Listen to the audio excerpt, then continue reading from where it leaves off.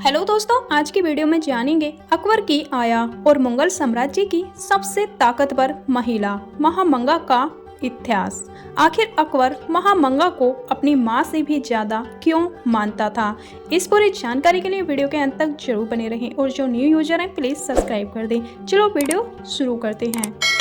शेरशाह सूरी से पराजय के बाद हुमायूं और उनकी बीवी हमीदा बानो बेगम राजनीतिक समर्थन के लिए फारस यानी ईरान गए तो नदीम खान उनके साथ थे। अपने दो बेटों कुली खान और आदम खान के साथ उनकी बीवी के जिम्मे मुगल साम्राज्य का दूध में बारिश अकबर की देखभाल भी थी। हालांकि महामंगा ने अकबर को अपना दूध नहीं पिलाया, मगर वह उनको दूध पिलाने और उनकी देखभाल करने वाली 10 महिलाओं की प्रमुख थी।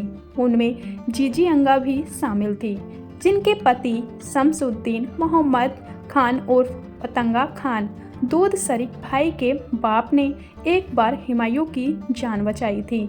अकबरनामा में उल्लेख है कि कैसे पाकी निश्चलता के गुंबद में बैठने वाली जीजी अंगा पाक दामनी का नकाब बांधने वाली महामंगा और दूसरी औरतों के विरोध के कारण दुखी थी और हुमायूं से यह कहने पर दिल छोटा किए हुए थी कि वह जादू करती है कि शहजादे उनके सिवा किसी के दूध की तरफ ध्यान भी नहीं देते। कुछ आगे चलकर अबुल फजल अकबर की जवानी एक घटना लिखते हैं। 1 साल 3 महीने की उम्र के अकबर तब गंधार में थे।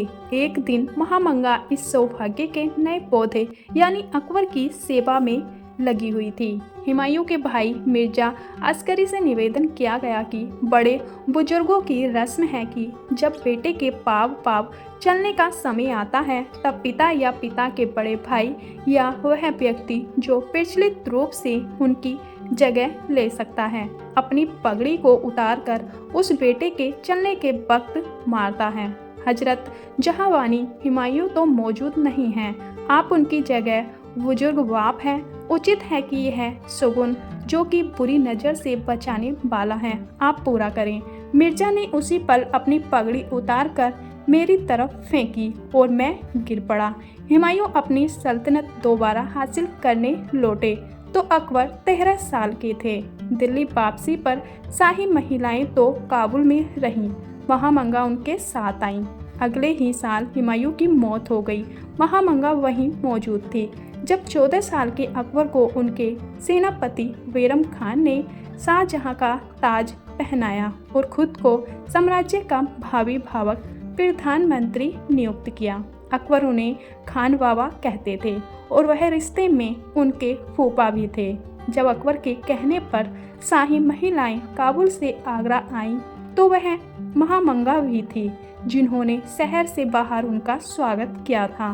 बैरम खान शाहजहां से महामंगा की निकटता से घबराते थे क्योंकि वह अशिष्टता युवा शासक पर अपना प्रभाव और प्रभुत्व बढ़ा रही थी। लेकिन इससे पहले कि बैरम खान इस बारे में कुछ कर पाते, महामंगा ने अकबर को बैरम खान को मक्का की तीर्थ यात्रा पर भेजने के लिए तैयार कर लिया था।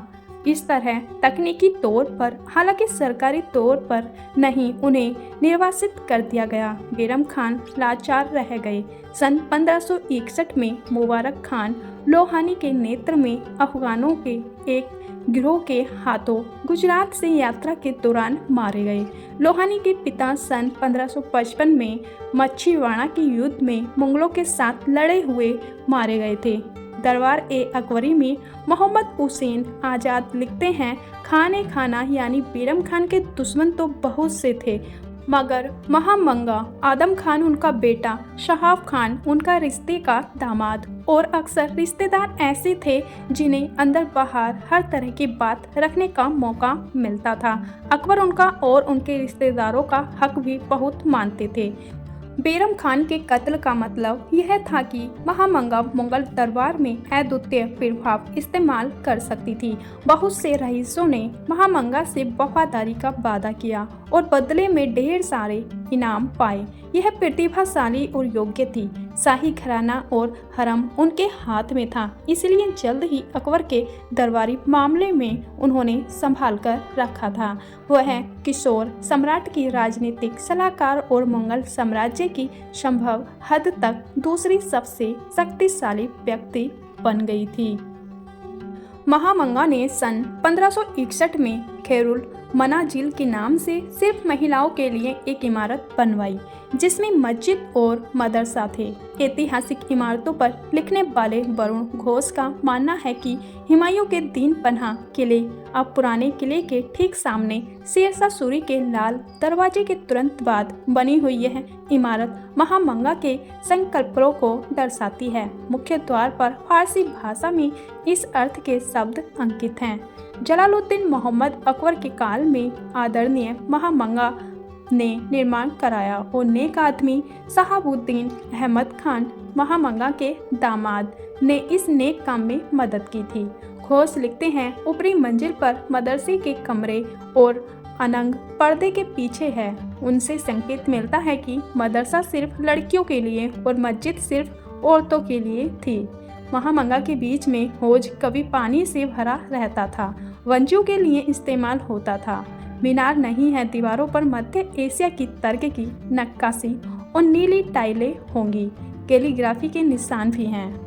यह मुगल शासनकाल में बनने वाले पहले मकबरों में से एक है। शाही आकार प्रकार का किसी तरह की नक्काशी और सजावट से खाली और यह भूलने या गुम करने का इमारत। यह मकबरा यहाँ दफन होने वाली शख्सियतों के पतन का प्रतीक है, जो तीसरे शाहजहां जलालुद्दीन अकबर के दरबार में सबसे ताकतवर थे।